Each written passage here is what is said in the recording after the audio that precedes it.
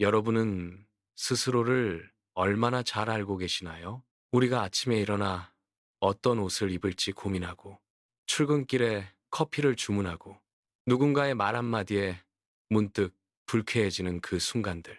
우리는 그 모든 행동을 나의 자유의지로 결정했다고 믿습니다. 하지만 현대 심리학의 거장, 지그문트 프로이트는 우리의 고개를 가로젓게 만듭니다. 그는 말합니다. 인간은 자기 집의 주인조차 아니다. 우리가 의식하는 것은 마음이라는 거대한 바다 위에 떠 있는 아주 작은 빙산의 일각일 뿐. 그 아래에는 거대하고 어두운 무의식의 세계가 소용돌이치고 있다는 것이죠. 오늘 이 시간, 우리는 프로이트가 안내하는 마음의 지도를 따라 우리 자신도 모르게 닫아두었던 무의식의 방을 하나씩 열어보려고 합니다. 고요히 숨을 고르고 내 안의 깊은 목소리에 귀를 기울여 보세요. 제1장, 빙산 아래 숨겨진 세계, 의식과 무의식. 우리가 정신 분석학이라는 거대한 성에 발을 들이기 위해 가장 먼저 이해해야 하는 개념이 있습니다. 바로 마음의 지형학적 모델입니다. 프로이트는 인간의 정신을 크게 세 가지 층위로 나누었습니다. 의식, 전의식, 그리고 무의식입니다. 지금 제 목소리를 듣고 계시는 이 순간, 여러분은 의식의 상태에 있습니다. 아, 지금 오디오북을 듣고 있구나. 방안이 조금 쌀쌀하네처럼. 현재 이 순간에 우리가 명확하게 자각하고 있는 생각과 감각들이 바로 의식입니다. 하지만 이 의식은 전체 마음에서 아주 작은 일부분에 불과합니다. 그렇다면 전의식은 무엇일까요? 전의식은 조금만 노력하면 언제든 의식의 표면 위로 끌어올릴 수 있는 기억들의 창고입니다. 제가 여러분께 질문을 던져보겠습니다.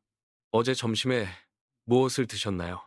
혹은 여러분의 학창 시절 가장 친했던 친구의 이름은 무엇인가요? 질문을 받기 전까지 여러분은 그 생각을 전혀 하지 않고 있었습니다.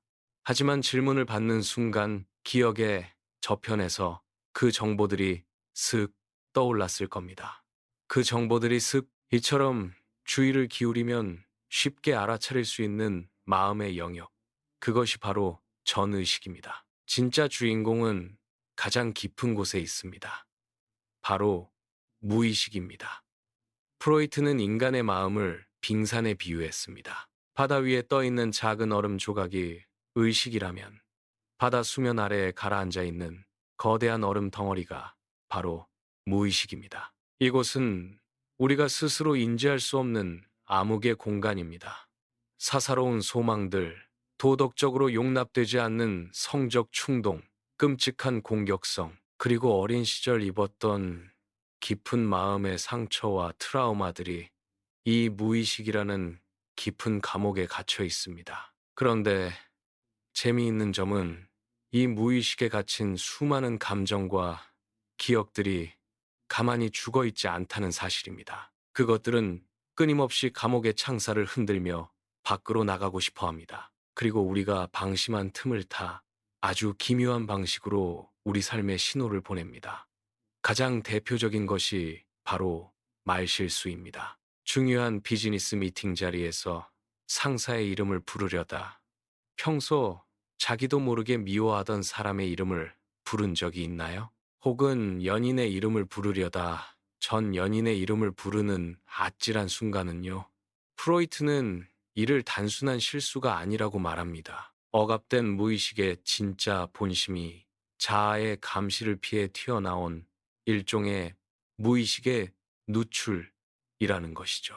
우리가 매일 밤 꾸는 꿈 역시 무의식이 우리에게 보내는 비밀 편지입니다. 현실에서는 도저히 이룰 수 없는 소망이나 차마 입 밖으로 꺼내지 못할 두려움들이 꿈이라는 상징의 옷을 입고 나타나는 것입니다. 프로이트는 꿈을 일컬어 무의식으로 가는 왕도, 즉 지름길이라고 불렀습니다. 우리는 흔히 내가 내 마음을 온전히 통제하며 살아가고 있다고 믿지만 사실은 이 거대한 무의식의 조종을 받는 꼭두각시일지도 모릅니다. 내가 왜 특정 유형의 사람에게 자꾸만 끌리는지, 왜 특정한 상황만 되면 유독 불같이 화를 내는지 알 수 없었다면 그 답은 여러분의 의식이 아닌 깊은 바닷속 무의식의 방에 숨겨져 있을 확률이 높습니다. 제2장. 내 안의 세 가지 목소리. 원초와, 자아, 초자아. 잠시 짧은 음악 효과음, 분위기 전환. 인간의 마음이 의식과 무의식이라는 층으로 나뉘어 있다면 그 안에서 살아 움직이는 인격체들은 과연 어떤 모습을 하고 있을까요? 프로이트는 우리 마음속에서 매일 밤낮으로 치열하게 싸우는 세 가지의 존재를 발견했습니다. 그것이 바로 원초와 아이디, 자아, 이고, 그리고 초자아, 수페리고입니다. 이 세 가지 요소는 마치 한 사람의 마음속에 살고 있는 세 명의 전혀 다른 인격체와 같습니다. 첫 번째 인격체는 원초아, 라틴어로 이드 아이디라고 부르는 존재입니다. 원초아는 우리가 태어날 때부터 가지고 태어나는 가장 원초적이고 본능적인 에너지의 덩어리입니다. 이 원초아를 지배하는 단 하나의 법칙은 바로 쾌락 원칙입니다.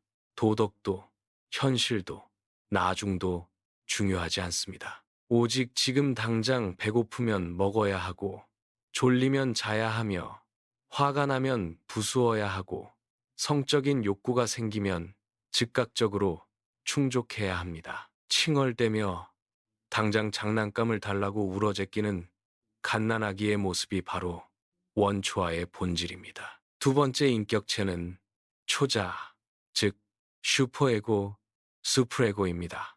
초자아는 원초아와 정확히 반대편에 서 있는 존재입니다. 하이파이, 원, 에, 시, 에, 에, 에, 에, 에, 에, 에, 에, 에. 우리가 자라면서 부모님의 가르침, 학교의 규칙, 사회적인 도덕과 규범을 흡수하면서 형성되는 자아입니다. 초자아를 지배하는 원칙은 도덕 원칙입니다. 초자아는 언제나 완벽을 추구하고 보수적이며 도덕적이고 엄격합니다. 우리 마음속에서 그건 나쁜 짓이야. 사람으로서 그러면 안 돼. 더 완벽해야 해. 라고 끊임없이 잔소리를 퍼붓는 엄격한 판사이자 호랑이 선생님 같은 존재가 바로 초자아입니다. 자, 생각해보세요. 내 마음속에 당장 본능을 채우라는 난폭한 어린아이 원초아와 한치의 실수도 용납하지 않는 엄격한 판사 초자아가 동시에 살고 있다면 어떻게 될까요? 마음은 하루도 편할 날이 없이 쑥대밭이 될 것입니다. 그래서 이 둘을 중재하기 위해 등장하는 세 번째 주인공이 바로 자아, 즉 에고, 이고입니다. 자아는 태어나서 세상과 부딪히며 서서히 발달합니다. 자아를 지배하는 원칙은 현실 원칙입니다. 자아는 원초아의 뜨거운 본능적 욕구도 들어주어야 하고 초자아의 차가운 도덕적 명령도 지켜야 합니다. 그러면서 동시에 현실이라는 실제 상황까지 고려해야 하는 아주 고달픈 중간 관리자 역할을 맡고 있습니다. 한 가지 쉬운 예시를 들어볼까요? 여러분이 지금 아주 혹독한 다이어트를 하고 있다고 가정해 봅시다. 그런데 한밤중에 식탁 위에 너무나도 먹음직스러운 초콜릿 케이크가 놓여 있습니다. 이때 세 가지 목소리가 마음속에서 튀어나옵니다. 먼저 원초아가 소리칩니다. 와, 케이크다. 다이어트고 뭐고 당장 입에 집어넣어. 침 고여. 빨리. 그러자 저편에서 초자아가 근엄한 표정으로 가로막습니다. 정신 안 차려? 내일 체중계 올라갈 때 부끄럽지도 않겠어? 인간이 그렇게 인내심이 없어서야 어디에 쓰겠나. 절대 먹지 마. 이때 가운데 낀 자아는 머리를 굴리기 시작합니다. 본능을 너무 억누르면 스트레스로 폭식을 할 것 같고 도덕을 무시하고 다 먹어치우면 죄책감에 시달릴 게 뻔하니까요. 자아는 현실적인 타협안을 찾아냅니다. 좋아. 딱 반 조각만 정말 천천히 음미하면서 먹자. 대신 내일 아침에 평소보다 30분 일찍 일어나서 조깅을 하는 거야. 그러면 둘 다 만족하겠지. 이것이 바로 건강한 자아의 모습입니다. 하지만 세상 일이 늘 이렇게 평화롭게 흘러가지는 않습니다. 만약 원초아가 너무 강해지면 어떻게 될까요? 그 사람은 충동을 조절하지 못하고 반사회적인 행동을 하거나 범죄를 저지르는 브레이크 고장난 자동차처럼 변해버릴 것입니다. 반대로 초자아가 너무 비대해져서 마음을 지배하면 어떻게 될까요? 그 사람은 사소한 실수에도 극심한 죄책감과 자기 혐오에 시달리며 늘 불안하고 강박적인 삶을 살게 됩니다. 결국 정신적으로 건강하다는 것은 이 세 가지 인격체 사이에서 자아 이고가 굳건하게 중심을 잡고 균형을 유지하는 상태를 말합니다. 여러분의 마음속에서는 지금 어떤 목소리가 가장 크게 울려 퍼지고 있나요? 자아는 그 목소리들을 잘 조율하고 있나요? 제3장 마음이 나를 지키는 방법. 자아 방어 기제. 조금 무겁고 긴장감 있는 분위기의 음악. 우리의 불쌍한 중간 관리자. 자아는 늘 고단합니다. 원초아는 시도 때도 없이 때를 쓰고 초자아는 쉴 새 없이 채찍질을 해대니까요. 이 둘 사이의 갈등이 위험 수위에 도달하거나 외부 세계에서 감당하기 힘든 커다란 충격이나 스트레스가 다가올 때 자아는 심각한 위협을 느낍니다. 프로이트는 이를 불안이라고 불렀습니다. 이 불안이 마음을 집어삼키려 할 때 자아는 가만히 앉아서 당하고만 있지 않습니다. 자아는 스스로를 붕괴로부터 보호하기 위해 무의식적인 방패를 들어올립니다. 이 방패의 이름이 바로 그 유명한 자아 방어 기제, 디펜스 메커니즘입니다. 방어 기제의 가장 중요한 특징은 우리가 나 지금 방어 기제 쓰는 중이야 라고 의식하면서 쓰는 게 아니라는 점입니다. 철저하게 무의식적으로 자동으로 작동합니다. 그리고 다소 현실을 왜곡하거나 속여서라도 당장의 마음을 편하게 만들려고 노력하죠. 우리가 일상에서 흔히 사용하는 대표적인 방어 기제들을 몇 가지 살펴보겠습니다. 첫 번째는 모든 방어 기제의 어머니라 불리는 억압 리프레션입니다. 도저히 감당할 수 없을 정도로 고통스러운 기억이나 상처, 혹은 도덕적으로 도저히 용납되지 않는 수치스러운 생각을 아예 무의식의 깊은 수로 속으로 꾹꾹 눌러 가두어 버리는 것입니다. 너무나 끔찍한 사고를 당한 사람이 그 당시의 상황을 전혀 기억하지 못하는 기기억 상실 같은 현상이 대표적입니다. 기억을 지워버림으로써 당장에 미칠 것 같은 불안으로부터 자신을 지켜내는 것이죠. 두 번째는 내 마음을 남에게 뒤집어 씌우는 투사 프로젝션입니다. 자신이 받아들이기 힘든 부정적인 감정이나 욕구를 자기가 아니라 상대방이 나에게 가지고 있는 것으로 위장하는 기제입니다. 예를 들어, 내가 어떤 직장 동료를 이유 없이 너무 미워합니다. 하지만 누군가를 아무 이유 없이 미워하는 것은 스스로 도덕적이지 못하다고 느껴져 괴롭습니다. 이때 투사가 작동합니다. 내 마음을 상대에게 던져버리는 거죠. 내가 저 사람을 미워하는 게 아니야. 저 사람이 나를 미워하고 괴롭히는 거야. 라고 믿어버리는 것입니다. 그러면 나는 가해자가 아니라 피해자가 되기 때문에 마음이 한결 편해집니다. 세 번째는 핑계 대기의 대가, 합리화 rationalization입니다. 원하는 결과를 얻지 못했거나 실패했을 때 그럴듯한 핑계를 대며 자존심을 지키는 방법입니다. 이부하의 신포도 이야기를 기억하실 겁니다. 여우가 포도나무에 매달린 포도를 먹고 싶어서 몇 번이나 뛰었지만 결국 닿지 못하자 돌아서며 말합니다. 어차피 저 포도는 시어서 맛이 없을 거야. 자신의 능력 부족이라는 쓰라린 현실을 인정하는 대신 객관적인 대상을 깎아내려 마음의 상처를 치유하는 방식이죠. 이번 시험에 떨어진 건 내가 공부를 안 해서가 아니라 시험 문제가 터무니없이 이상하게 나와서야 라고 말하는 것도 전형적인 합리화입니다. 네 번째는 행동을 거꾸로 하는 반동 형성 reaction formation입니다. 내가 가진 무의식적 충동이 너무 부끄러워서 겉으로는 정반대의 행동이나 태도를 보여주는 것입니다. 좋아하는 이성 친구에게 다가가 부끄러워서 오히려 짓궂게 장난을 치고 괴롭히는 어린아이의 행동, 혹은 속으로는 누군가를 지독하게 증오하면서도 겉으로는 과도할 정도로 친절하게 대하며 선물을 챙겨주는 어른의 모습이 이에 해당합니다. 마지막으로 프로이트가 가장 성숙하고 건강한 방어 기제라고 칭송했던 승화 서블리메이션가 있습니다. 사회적으로 용납되기 어려운 원초적인 본능이나 충동을 예술, 스포츠, 종교, 학문 같은 가치 있고 생산적인 활동으로 바꾸어 분출하는 것입니다. 공격적이고 폭력적인 에너지를 가진 사람이 격투기 선수나 훌륭한 외과 의사가 되어 에너지를 발산하는 것, 혹은 시련의 깊은 슬픔과 성적 에너지를 아름다운 시나 음악으로 승화시켜 걸작을 만들어내는 예술가들이 바로 그 예입니다. 방어기제는 결코 나쁜 것이 아닙니다.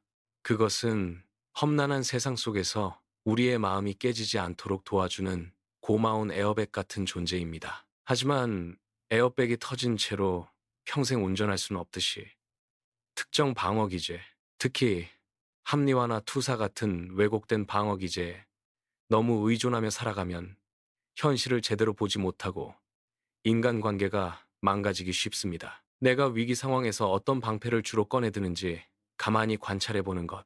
그것이 무의식의 노예에서 벗어나는 첫걸음입니다. 제사장, 어린 시절이 새긴 흔적, 심리 성적 발달 단계, 잔잔하면서도 다소 진지한 음악. 프로이트의 이론 중에서 당대 유럽 사회에 가장 큰 충격과 파문을 던졌고, 동시에 지금까지도 가장 많은 논쟁이 벌어지는 분야가 있습니다. 바로 심리 성적 발달 단계입니다.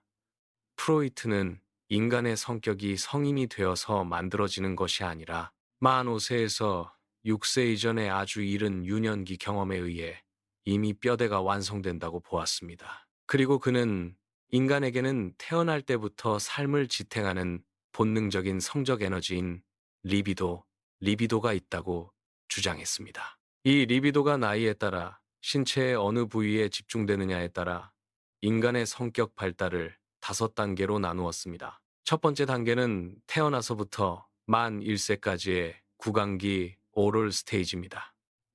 이 시기하기에 모든 에너지는 입과 입술, 혀에 집중됩니다. 엄마 젖을 빨고 눈에 보이는 모든 물건을 입으로 가져가 깨물며 세상과 소통하고 쾌감을 얻습니다. 만약 이 시기에 수유를 너무 일찍 끊거나 반대로 너무 과하게 주어 만족이 채워지지 않거나 넘치면 아이는 성인이 되어서도 마음이 구강기에 머무르는 고착 픽세이션 현상을 겪게 됩니다. 구강기 고착 성향을 가진 사람들은 어른이 되어서도 입을 통해 불안을 해소하려는 경향이 있습니다. 과도한 흡연, 알코올 중독, 폭식, 혹은 타인에게 끊임없이 독서를 퍼붓거나 잔소리를 하는 성격으로 나타나기도 합니다. 두 번째 단계는 만 1세부터 3세까지의 학문기, 에이널 스테이지입니다.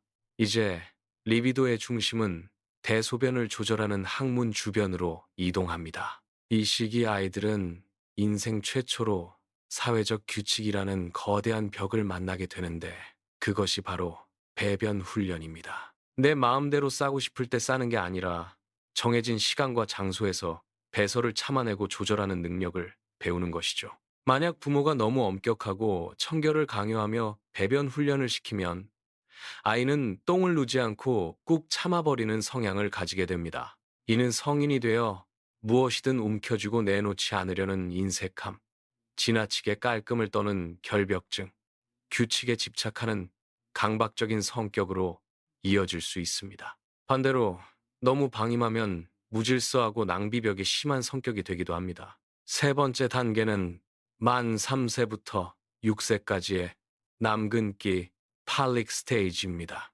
프로이트 이론의 가장 핵심적이고도 논쟁적인 시기입니다. 아이들은 자신의 성기에 관심을 가지기 시작하며 이성 부모를 향해 묘한 애착을 느끼고 동성 부모를 강력한 경쟁자로 인식하게 됩니다. 특히 남자아이가 어머니를 독점하고 싶어 하면서 동시에 강력한 아버지로부터 보복을 당하지 않을까 두려워하는 무의식적인 공포를 오이디푸스 컴플렉스, 에디푸스 컴플렉스라고 부릅니다. 아이는 이 엄청난 공포를 극복하기 위해 아주 지혜로운 전략을 선택합니다. 아버지를 이기려 하는 대신 아버지를 닮아가기로 결심하는 것입니다. 이를 동일시라고 합니다. 아버지를 닮아감으로써 남성의 역할을 배우고 아버지가 가진 도덕적 기준을 내면화하면서 비로소 초자 수페레고가 본격적으로 형성됩니다. 여자아이들 역시 어머니를 동일시하며 성 역할을 배우는 일렉트라 콤플렉스의 과정을 거치게 됩니다. 네 번째 단계는 만 6세부터 12세, 즉 초등학교 시절에 해당하는 잠복기 레이턴시 스테이지입니다. 이 시기에는 신기하게도 요란했던 성적 에너지가 무의식 밑바닥으로 깊숙이 가라앉아 잠을 잡니다. 대신 아이들은 에너지를 밖으로 쏟아붓기 시작합니다. 친구를 사귀고 운동을 하고 학교 공부를 하며 사회성을 기르는 평온하고 정적인 시기입니다. 마지막 다섯 번째 단계는 사춘기 이후의 생식기 제니털 스테이지입니다. 호르몬의 변화와 함께 잠자고 있던 성적 에너지가 다시 폭발하듯 깨어납니다. 하지만 유년기 시절처럼 나 자신의 신체 부위에서 쾌감을 찾는 수준에 머무르지 않고 이제는 진정한 의미의 이성, 즉 타인과의 성숙하고 평등한 사랑을 추구하는 단계로 나아갑니다. 프로이트의 발달 단계를 들으시면서 어떻게 어린아이의 성장을 저렇게 성적인 에너지로만 설명할 수 있지?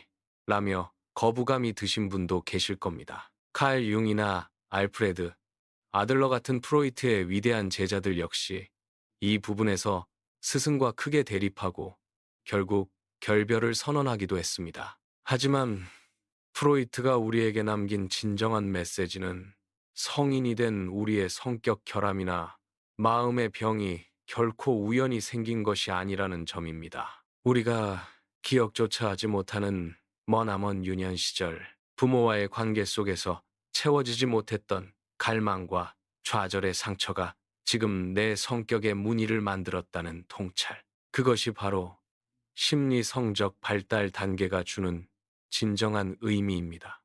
제5장 어둠 속에서 빛으로 정신 분석이라는 치유의 여정. 그렇다면 프로이트는 왜 이토록 복잡하고 어두운 인간의 내면을 집요하게 파고들었을까요? 그는 단순히 인간을 분석하는 것에 그치지 않고 마음의 병으로 고통받는 이들을 치료하고자 했던 따뜻한 의사였습니다. 정신분석학이 탄생하기 전 서양의학계는 히스테리나 우울증 같은 정신질환을 뇌의 물리적인 고장이나 유전적인 결함으로만 보았습니다. 고칠 수 없는 불치병 취급을 하거나 환자들을 수용소에 가두어 비인간적인 대우를 하기도 했죠. 프로이트는 여기에 정면으로 반기를 들었습니다. 육체의 고장이 아니라 마음의 상처가 몸의 병으로 나타나는 것이라고 말이죠. 그가 개발해낸 치료법은 의외로 아주 단순했습니다. 환자를 편안한 소파에 눕히고 마음속에 떠오르는 생각들을 아무런 필터링 없이 그것이 아무리 유치하거나 수치스러운 것일지라도 가감없이 말하게 하는 것이었습니다. 이를 자유연상, Free Association 이라고 부릅니다. 환자가 쉴 새 없이 이야기를 쏟아내다 보면 자아의 감시가 느슨해진 틈을 타 무의식 속에 숨어있던 진짜 상처와 억압된 욕구들이 툭툭 튀어나오게 됩니다. 치료자는 그 속에서 단서를 찾아내 환자의 무의식을 해석해줍니다.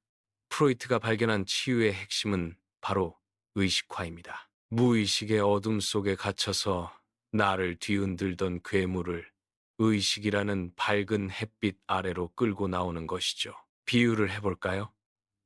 어두운 방 안에 정체를 알 수 없는 거대하고 무시무시한 괴물의 실루엣이 보입니다. 우리는 그 두려움에 사로잡혀 방 안에서 벌벌 떨며 눈을 감아버립니다.